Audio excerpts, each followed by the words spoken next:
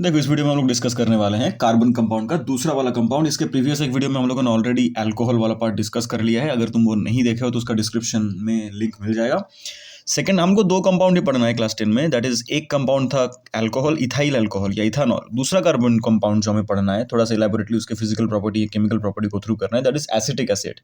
Acetic acid या फिर ethanoic acid, दोनों का मतलब एक ही है। एक ही चीज को दो नाम से बुलाया जाता है, इथानोइक एसिड या acetic acid. Both of them stand for the same thing, ethanoic acid. अभी ध्यान देने वाला बात यहाँ पर क्या क्या है, यहाँ पर भी हमको फिजिकल प्रॉपर्टी, केमिकल प्रॉपर्टी पढ़ना है। बट सबसे पहले जो चीज यहाँ पर नोटिस करने वाला बात है कि ये कौन से होमोलॉगस सीरीज से बिलोंग करता है, जो कि इसके नाम से भी ऑलरेडी क्लैरिफाई कर चुके होंगे most of you.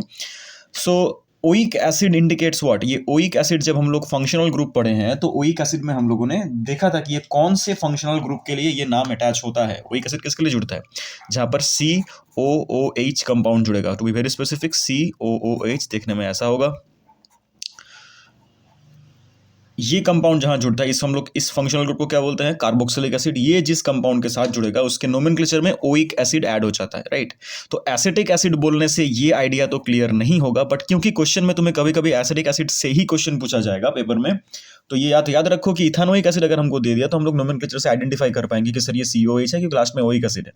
But it is not possible in terms of acetic acid. तो इसीलिए दो टर्म्स को बार बार हाईलाइट करते रहना बहुत जरूरी है, क्योंकि एसिटिक एसिड का मतलब ही इथेनोइक एसिड होता है। और इथेनोइक एसिड मतलब कितने कार्बन होंगे, दो कार्बन। एक कार्बन तो ऑलरेडी इसमें प्रेजेंट है, तो इसका स्ट्रक्चर कैसा होना चाहिए कि एक कार्बन और दूसरे कार्बन में ये OH वाला स्ट्रक्चर। तो एक कार्बन का बाकी तीन हाथ अभी खाली है क्योंकि उसका वैलेंसी 4 होता है। सो ओवरऑल इसका स्ट्रक्चर कुछ ऐसा होगा। अगर हम लोग इसको एब्रीविएट करके लिखे, इट विल बी CH3COOH। ये याद रखो, हम लोग इसी चीज को या फिर इसी स्ट्रक्चर को हम लोग बार बार इक्वेशंस में यूज करने वाले हैं। Okay, CH3COOH is ethanoic acid या एसिटिक एसिड, व्हाटएवर।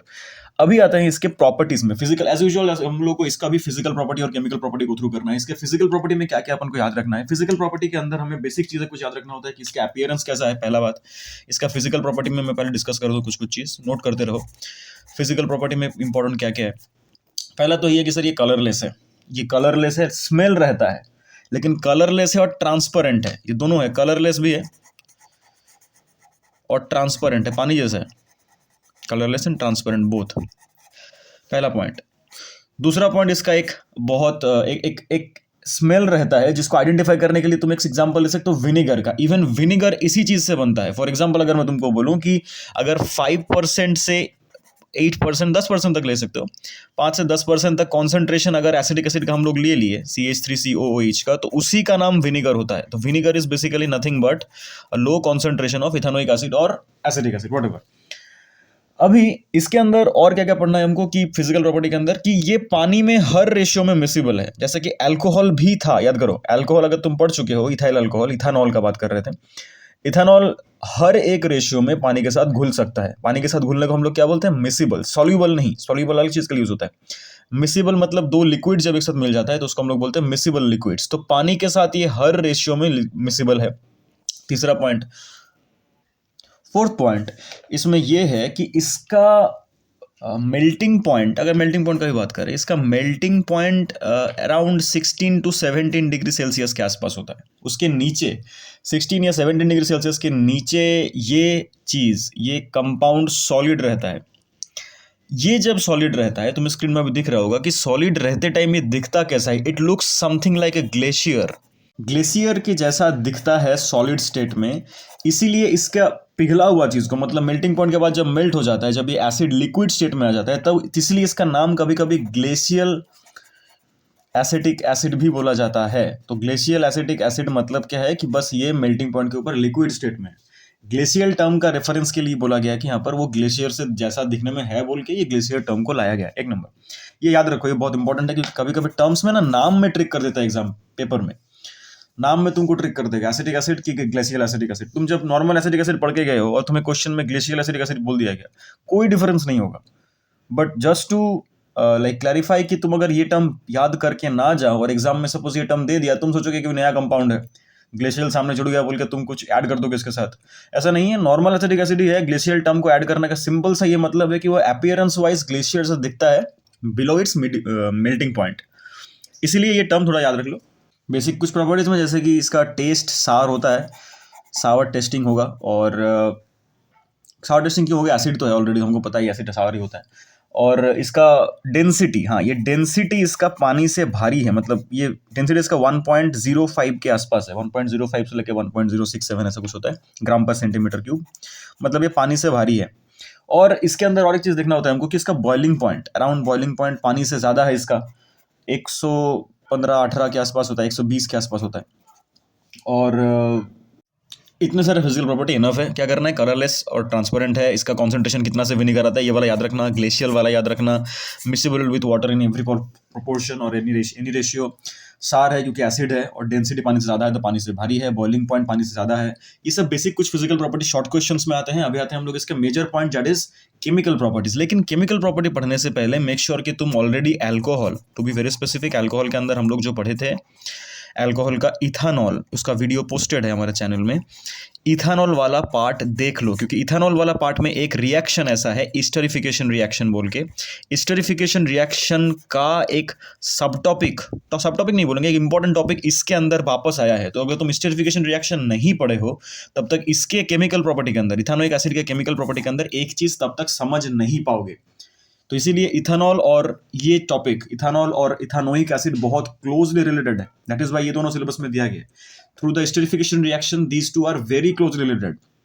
इसीलिए ये दोनों टॉपिक एक साथ पढ़ने से पहले अगर तुम ये पहले पढ़ रहे हो तो प्रेफरेबली ये वाला वीडियो देख लो, उसके बाद ये इसको कंटिन्यू करो, क्योंकि इसके अंदर ऐसा बहुत कुछ टॉपिक डिस्कस किए हम लोग जो इसमें काम आने वाला है। सो अभी आते हैं हम लोग, अगर तुम देख चुके हो बोला फाइन, अगर नहीं देखे हो तो एक बार देख लो, बार बार बोल रहे हैं।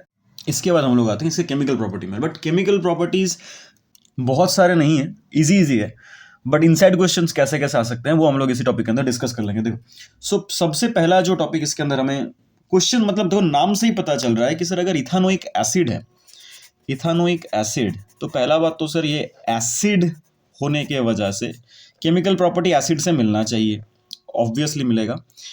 बट तुम्हें केमिकल प्रॉपर्टी के अंदर ही सबसे पहला जो टॉपिक डिस्कस करना होता है कि ये इसका बिहेवियर इंडिकेटर्स के साथ कैसा है।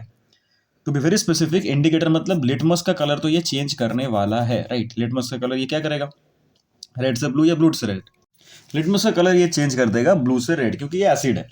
तो ब्लू से रेड कर रहा है, ये एसिड है, उसका आइडेंटिफिकेशन है, ठीक है। बट क्योंकि हम लोग एसिड बेस एंड सॉल्ट में ऑलरेडी पीएच का कॉन्सेप्ट पढ़ चुके हैं, तो तुम्हें कभी कभी इसका पीएच भी कोई केस बेस्ड क्वेश्चंस में टॉपिक आ जाते हैं, इसीलिए एकदम अननोन के जैसा मत जाओ, थोड़ा सा जान लो कि इसका पीएच किस रेंज में रहता है, क्योंकि कंपैरिजन बेस्ड कभी कभी हमको केस बेस्ड दे दिया जाता है कंपैरिजन करने के लिए, तो एकदम अननोन जैसा जाना प्रेफरेबल नहीं है। इसलिए मैं थोड़ा सा बोल देता हूँ कि पीएच पेपर, क्योंकि एसिड ऑलरेडी है तो लिटमस का टेस्ट ही है ना फिर उसको आइडेंटिफाई करने के लिए। बट फॉर एग्जाम्पल अगर मैं HCl लूँ, HCl is a very strong acid, right, hydrochloric acid, इसका पीएच अराउंड 1 से 3 के आसपास होता है, depending upon different factors, concentration भी एक मैटर है। 1 से 300 जो बहुत स्ट्रॉन्ग एसिड है ये। Whereas इथानोइक एसिड का अगर मैं पीएच देखूं, इसका पीएच अराउंड 3, 4, 6 के आसपास होता है, 4 to 6 ऐसा पकड़ सकते हो, या 3 to 6। तो HCl के मुकाबले ये वीकर एसिड है, बट एसिड होने की वजह से ये लिटमस को ब्लू से रेड कर सकता है। तो ये पीएच का एक अप्रोक्स रेंज 3 to 6 ना रख के तुम 4, 6 भी याद रख सकते हो, 4 से 6 के अंदर रहता है। आने वाले जो केमिकल प्रॉपर्टी हम लोग पढ़ने वाले हैं उसके अंदर इसको हम लोग अप्लाई कर सकते हैं। केमिकल प्रॉपर्टी के अंदर बहुत बड़ा कुछ करके है नहीं, क्योंकि हम लोग ऑलरेडी एसिड के बारे में एक चैप्टर में डिस्कस कर चुके हैं, that is what, acid base and salt. उसमें हम लोग अगर एसिड का पढ़ाई कर चुके हैं तो यहाँ पर भी बहुत डिफरेंट केमिकल प्रॉपर्टी का नया कुछ नहीं आने वाला। 1-2 टॉपिक शायद नया है क्योंकि ऑर्गेनिक केमिस्ट्री के अंदर हम लोग पढ़ रहे हैं इस चीज को, बट क्योंकि हम लोग overall acid base and salt पढ़ चुके हैं तो एसिड के रिलेटेड जो जो प्रॉपर्टीज हम लोगों ने वहां पर देखा था वो सेम चीज यहाँ पर अप्लाई होगा, बस इक्वेशंस कुछ कुछ चेंज होगा और कुछ कुछ कंडीशंस हमको स्पेशली याद रखना पड़ेगा इसके लिए, बस। तो एसिड अगर नहीं पढ़े हो तो ये वाला पार्ट में अंदर कुछ कुछ नया दिखेगा, अगर पढ़ चुके हो तो प्राइमर लेवल पे सेम है। पहला चीज तुमको याद रखना था वो ये वाला पार्ट है। सेकंड चीज हमको जो याद रखना है, इसका reaction with a specific compound that we have already studied, that is sodium carbonate and bicarbonate. Example देख लो, सोडियम कार्बोनेट बाइकार्बोनेट। कार्बोनेट क्या है सर, कार्बोनेट तो CO3 है, थोड़ा सा स्ट्रक्चर पहले बोल देते हैं। कार्बोनेट टर्म का मतलब होता है CO3। कार्बोनेट का वैलेंसी 2 होता है, 2 हाथ रहते हैं उसके कोवैलेंट बॉन्ड वाइज। तो कार्बोनेट का जो CO3 का स्ट्रक्चर है, अगर मैं सिंपल टर्म में बोल रहा हूँ कि इसके 2 हाथ होते हैं, ये 2 हाथ में इसने अगर कोई मेटल पकड़ लिया, फॉर एग्जाम्पल सोडियम पकड़ लिया, तो ये क्या हो जाएगा, Na2CO3, that is sodium carbonate, Na2CO3। Similarly bicarbonate term का मतलब क्या होता है, बाइकार्बोनेट को हम लोग हाइड्रोजन कार्बोनेट भी पढ़े हैं ऑलरेडी, हाइड्रोजन कार्बोनेट और बाइकार्बोनेट का मतलब सेम होता है। क्या करता है ये?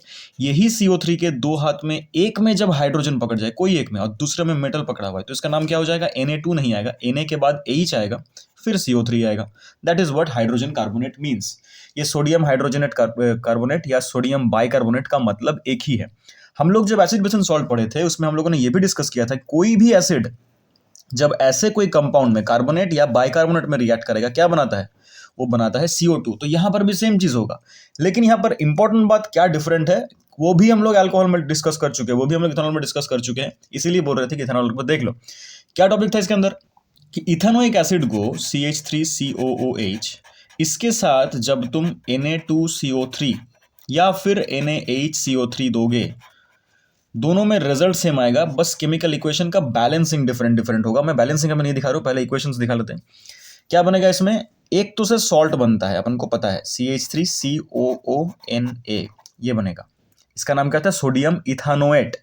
और CO2 और H2O तो सर इस टॉपिक का मैकेनिज्म है, salt, water and carbon dioxide बनेगा, ये गैसियस फॉर्म में आएगा।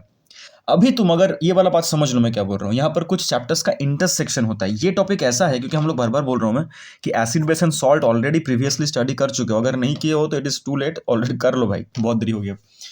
सो एग्जाम्पल बोल रहा हूँ, कुछ कुछ क्वेश्चंस ऐसे आते हैं ना कि जो acid base and salt, suppose ये चैप्टर हुआ, और दूसरा जो चैप्टर हम लोग अभी पढ़ रहे हैं कार्बन कंपाउंड, और एक चैप्टर हुआ, इन दोनों का इंटरसेक्शन है, मतलब ऐसा एक टॉपिक आएगा जो इससे भी रिलेटेड है और इससे भी रिलेटेड है।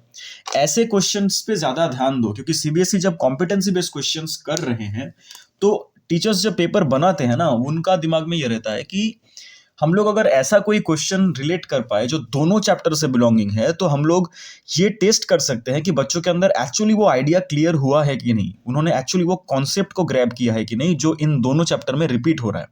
ये वैसा ही एक टॉपिक है, ये सिर्फ दो चैप्टर को नहीं, बहुत सारे मल्टीपल टॉपिक्स को इंक्लूड कर रहा है अपने अंदर। कैसा? देखो देखो एक एक करके। सबसे पहला टॉपिक जो इसमें तुमको नोटिस होगा कि सर एसिड के साथ ऐसे मेटल कार्बोनेट या मेटल बाइकार्बोनेट अप्लाई करने से क्या होता है।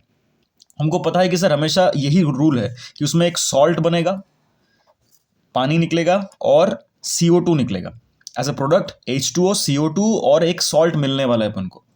ये पहला टॉपिक है जो कि एसिड बेस एंड सॉल्ट से रिलेटेड है। इसी चैप्टर के अंदर एसिड बेस एंड सॉल्ट के अंदर ही और एक दूसरा टॉपिक, पहला टॉपिक तो ये कि रिएक्शंस तुमको बेसिक याद था, मैकेनिज्म क्या था। सेकंड टॉपिक था CO2 का आइडेंटिफिकेशन। CO2 का अगर तुम आइडेंटिफाई कर पा रहे हो, ये भी हम लोग वहां पर पढ़े थे कि वो लाइम वाटर को वो ट्रांसपेरेंट से मिल्की कन्वर्ट करेगा, ट्रांसपेरेंट से मिल्की, फिर वापस ट्रांसपेरेंट। ये देखो स्क्रीन में भी प्ले हो रहा है उसका रिएक्शन का ओवरव्यू। तो ये भी हम लोगों ने देखा था वहां पर। तो ये भी इसके क्वेश्चन के अंदर आता है कि तुम्हें अगर ऐसा एक रिएक्शन करो और उस रिएक्शन के आउटपुट को तुम अगर एक स्लिकेड लाइम या फिर लाइम वाटर, स्लिकेड लाइम को पानी में घोल देना होता है एक्चुअली, तो लाइम वाटर के थ्रू पास कराओ तो उस लाइम वाटर पे क्या चेंज होगा। तो पहला बात तुम्हें ये सेक्शन जानना पड़ेगा ऑर्गेनिक केमिस्ट्री से कि सर ये एसिड है और ये मेटल कार्बोनेट या बाइकार्बोनेट है। उसके बाद तुम्हें जो अप्लाई करना पड़ेगा आइडिया, वो एसिड बेस एंड सॉल्ट का है कि सर वहां से क्या निकलता है, कौन सा गैस? CO2।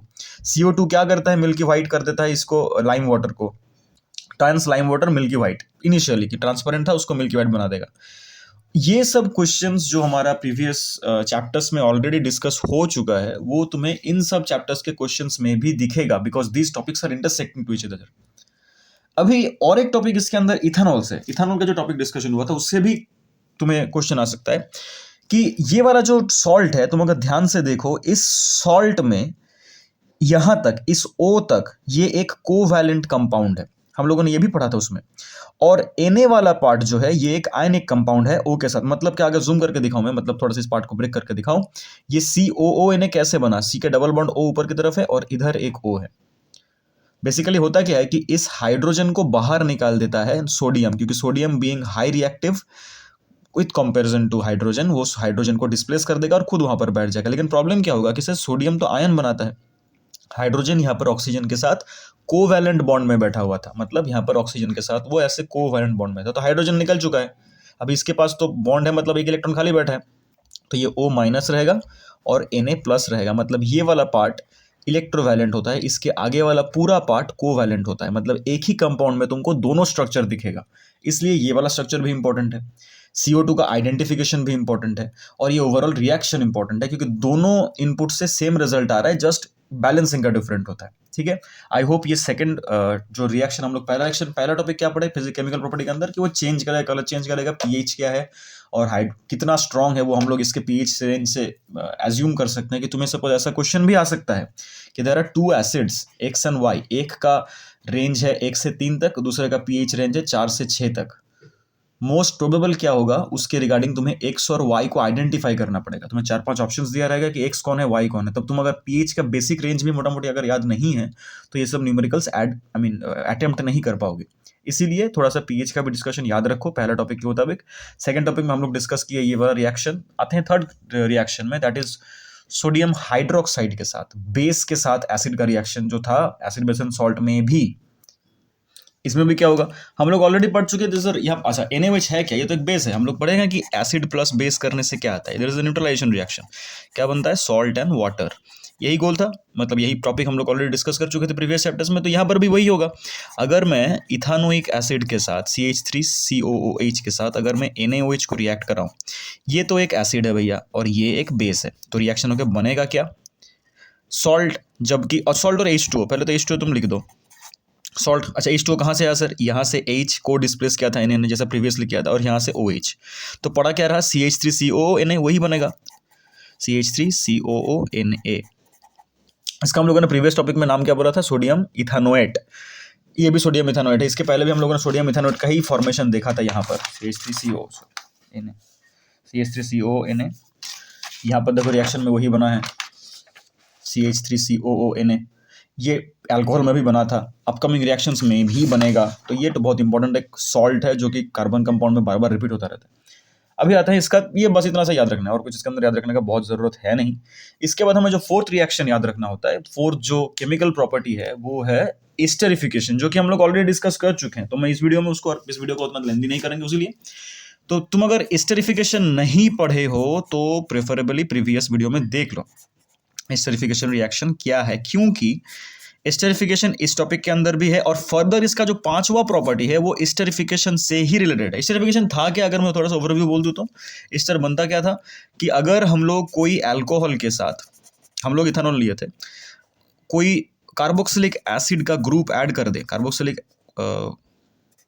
एसिड का फंक्शनल ग्रुप वाला कोई कंपाउंड को ऐड कर दे और उसके ऊपर अगर हम लोग कॉन्सेंट्रेटेड H2SO4 दे दें तो उसमें से पानी निकाल देता है वो और एक एस्टर फॉर्म करता है। Ester is a volatile compound fruit smell के साथ, ये एक स्मेल होता है और वोलाटाइल कंपाउंड होता है, उसमें इसका एक नेचुरल स्मेल होता है, sweet smelling fruit like smelling होता है।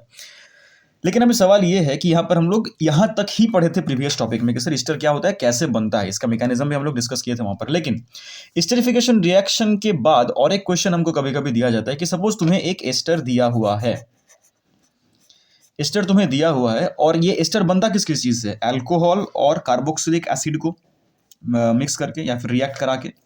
इन दोनों के रिएक्शन से जो एस्टर बना, समझो ध्यान से, इन दोनों के रिएक्शन से जो एस्टर बना, क्या कोई पॉसिबिलिटी है कि मैं इस एस्टर से इस अल्कोहल को, पेरेंट अल्कोहल को वापस रिगेन करूं? यही है 5वां reaction, that is hydrolysis, hydrolysis of ester. ये बहुत इंपॉर्टेंट एक रिएक्शन है क्योंकि हम लोगों को एस्टरिफिकेशन रिएक्शन दिखाया जा रहा है, उसके बाद ये भी सिखाया जा रहा है कि तुम अगर एक एस्टर को बनाए हो अल्कोहल और कार्बोक्सिलिक एसिड का कोई एक कंपाउंड को मिक्स करके, तो is there any way that we can regain the parent alcohol from where the ester was originally made? कि अगर हमको एस्टर पता है तो क्या हम लोग एस्टर को यूज करके उसका प्रीवियस अल्कोहल को कैलकुलेट कर सकते हैं या बना सकते हैं? एक्चुअली ये कैसे बनाना है वो हमको सिखाता है हाइड्रोलाइसिस ऑफ एस्टर। क्या करना है यहाँ पर देखो, बहुत इंपॉर्टेंट रिएक्शन है और बहुत इजी है, बहुत इन डेप्थ कुछ है ऐसा नहीं है, इजी है बट इंपॉर्टेंट है बहुत। हमारे पास सपोज एग्जांपल पकड़ रहे हैं हम लोग वही वाला एस्टर जो हम लोग पहले लिए थे, CH3COO C2H5, यही एस्टर था। इथाइल इथानोएट हम लोग पढ़े इसके पहले। प्लस इसके साथ करो क्या, हाइड्रोलाइसिस में करना क्या होता है, इसके साथ तुम एक स्ट्रॉन्ग बेस दे दो NaOH, अल्कली टेक्निकली, और इसको हीट कर दो, गर्म कर दो, और कुछ करने का जरूरत ही नहीं है। देखो क्या होगा यहाँ पर, सबसे पहला बात ये Na आके और यहाँ पर जब ये OH ये OH कंपाउंड ही तो किसी के साथ ऐड होना है, कोई कार्बन कंपाउंड के साथ, to make it alcohol, right? Alcohol में फंक्शनल ग्रुप तो OH ही होता है। सो बेसिकली ये NaOH जो कंपाउंड हम लोग प्रोवाइड कर रहे हैं, यही उस अल्कोहल को कंप्लीट करने का OH को लेके आ रहा है। हीट देने की वजह से क्या होगा, ये पहला बात तो ब्रेक होगा। कहां से ब्रेक होगा? इस वाले पार्ट से, याद रखना, ये 2 ऑक्सीजन जहां पर है वहां से ये ब्रेक होगा। यहां से ब्रेक होने के बाद देखो ध्यान से क्या पड़ा रहेगा, CH3। अच्छा मैं इसको थोड़ा ब्रेक करके लिखता हूँ, CO और O, इसके हाथ में अभी एक इलेक्ट्रॉन खाली बैठा है। और C2H5 कैसा बनेगा? C2H5 माने ऐसा होता है कि सर C2 हो गया और ये हो गया H5, तो इसके पास भी एक हाथ खाली बैठा है। अभी जो NaOH आया, ये NaOH भी ब्रेक कर जाएगा, किसमें सर? Na प्लस और OH माइनस में। ये OH आके बैठ जाएगा यहां पर, तो देखो अल्कोहल कंप्लीट हो गया। और ये Na आके बैठ जाएगा इसके साथ वापस वही स्ट्रक्चर में कि सर O माइनस और Na प्लस, मतलब यहां से यहां तक CH3COONA जो ऊपर बना था, यहां पर भी देखो सेम चीज बना था। रिजल्टेंट इसमें भी सेम, प्रीवियस वाले में भी सेम, इसमें भी सेम आ रहा है। यहाँ पर भी यहां से यहां तक कोवेलेंट कंपाउंड, यहां पर आयनिक कंपाउंड का स्ट्रक्चर बन रहा है। तो बनेगा क्या sir? CH3COONA plus C2H5OH। Mechanism नहीं समझो, दोबारा इसको प्ले कर लो, इस वाले पार्ट को। ये ब्रेक करके OH इसके साथ आ जाएगा, Na इसके साथ बैठ जाएगा, तो हमको देखो पैरेंट अल्कोहल रिगेन हो गया। जहां से हमारा ये वाला ईस्टर बना था, वो ईस्टर से हम लोग पैरेंट अल्कोहल को रिगेन कर लिए। ये पैरेंट अल्कोहल को रिगेन करने का जो प्रोसेस है, जो केमिकल प्रॉपर्टी है, ये जो केमिकल रिएक्शन है, उसको हम लोग बोलते हैं हाइड्रोलाइसिस ऑफ ईस्टर। ये याद रखो, टर्म्स को तुम्हें घुमा घुमा के दे देगा एग्जाम में कि हाइड्रोलाइसिस क्या है और इसके लिए हम लोग कौन सा एजेंट यूज करते हैं। तुम क्या याद करोगे कि एस्टर को जब हम लोग सोडियम हाइड्रोक्साइड के साथ ट्रीट करते हैं, गिविंग इट एन हीट, मतलब एंडोथर्मिक रिएक्शन है। ये भी याद रखो, एंडोथर्मिक रिएक्शन है। तो क्या होता है यहां पर सर, NaOH ब्रेक करके Na वाला पार्ट इस स्ट्रक्चर के साथ ज्वाइन हो जाता है और OH वाला पार्ट इस C2H5 वाले पार्ट के साथ ज्वाइन होकर बना देता है पैरेंट अल्कोहल। हालांकि हमें पैरेंट कार्बोक्सिलिक एसिड देखो रिगेन नहीं हुआ, इसमें CH3COOH नहीं रहेगा, इसमें Na रहेगा, क्योंकि Na बीइंग हायर, मतलब ज्यादा रिएक्टिव है ना, रिएक्टिविटी सीरीज में हाइड्रोजन के ऊपर प्लेस्ड है, तो Na बैठ जाएगा वहां पर। तो हाइड्रोलाइसिस जो ऑफ ईस्टर जो है, हाइड्रोलाइसिस करने से हमारे पास पैरेंट अल्कोहल रिगेन होता है, हालांकि कार्बोक्सिलिक एसिड डायरेक्टली रिगेन नहीं होता। यही 5 प्रॉपर्टी हमको मेजरली पढ़ना पड़ता है इस चीज के अंदर, इथानोइक एसिड के अंदर, एसिटिक एसिड के अंदर। आई होप तुम्हारे यहाँ तक टॉपिक क्लियर है। अगर तुम अल्कोहल नहीं पढ़े हो तो प्रीवियस बहुत सारा टॉपिक क्लियर नहीं होगा। Even acid base and salt से भी कितना सारा टॉपिक देखो यहाँ पर हम लोग रेफरेंस ले रहे हैं, कॉन्टेक्स्ट ले रहे हैं, वो तुमको दिख गया ऑलरेडी। तो एसिड बेस एंड सॉल्ट के साथ भी ये रिलेटेड है। कॉमन सेंस का बात है, क्योंकि सर इसमें हेडिंग में ही तो लिखा हुआ एसिड है। अगर ये एसिड हुआ तो हमको एसिड का प्रॉपर्टी तो बेसिक जानना पड़ेगा, जो कि एसिड बेस एंड सॉल्ट में है। तो इथानोइक एसिड होने के वजह से एसिड का नेचर का ही हम लोग बेसिक चीज यहाँ पर देख रहे हैं। एसिड का जो नेचर है उसके ही देखो बेसिक प्रॉपर्टी हम लोगों ने यहाँ पर रिएक्शन में किया।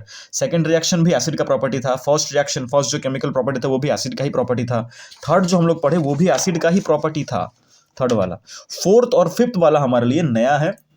अगर हम लोग अल्कोहल पढ़ चुके हैं तो फोर्थ वाला भी वही पुराना चीज है, फिफ्थ वाला एकदम नया है इस टॉपिक के अंदर, जो हमको मेजरली करना पड़ेगा। तो ये वाला जो सेकंड टॉपिक है, जो कार्बन कंपाउंड का पहला हमको कंपाउंड पढ़ना पड़ रहा था अल्कोहल, इथानॉल, और जो सेकंड ये कंपाउंड अभी हम लोग पढ़े दैट इज इथानोइक एसिड, इसका देखो 90% part is already coming from the previous chapters.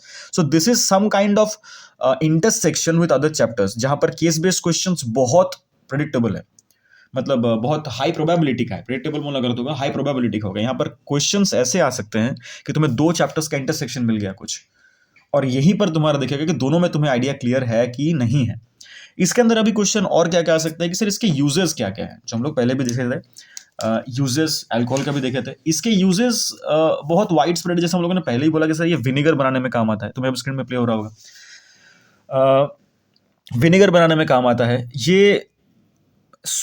इसके अंदर और भी बहुत सारे एप्लीकेशंस ये हैं कि हम लोग जब दूसरे कुछ इंडस्ट्रीज में ये एसिड यूज होता है। फॉर एग्जांपल जब हम लोग रबर बनाते हैं, लैटेक्स से रबर जो इलास्टिक स्ट्रेचेबल मटेरियल है एक, तो वो रबर भी बनाने में इथानोइक एसिड का कंट्रीब्यूशन है।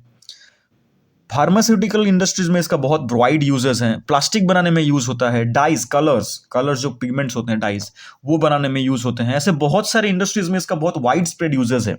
इथानोइक एसिड या एसिटिक एसिड का यूजेस जो है ये क्वेश्चन में शॉर्ट मार्क्स का आता है, बहुत बड़ा मार्क्स का नहीं आता। इसके अंदर सबसे ज्यादा जो बार एग्जाम में आया है वो ये दोनों है, एस्टरिफिकेशन और हाइड्रोलाइसिस, बड़े मार्क्स का। और तुम अगर एसिड बेस एंड सॉल्ट पढ़ चुके हो तो ये टॉपिक तो ईजी है, ये टॉपिक तो बहुत हार्ड कुछ नहीं है। ये लोग इसके पहले जो हम लोगों ने रिएक्शंस पढ़ा वही सब है। और इसके अंदर हमें और क्या याद रखना है, ये हाइड्रोलाइसिस रिएक्शन जो है ना, इसके बाद हम लोग जो और एक टॉपिक पढ़ने वाले हैं दैट इज सोप।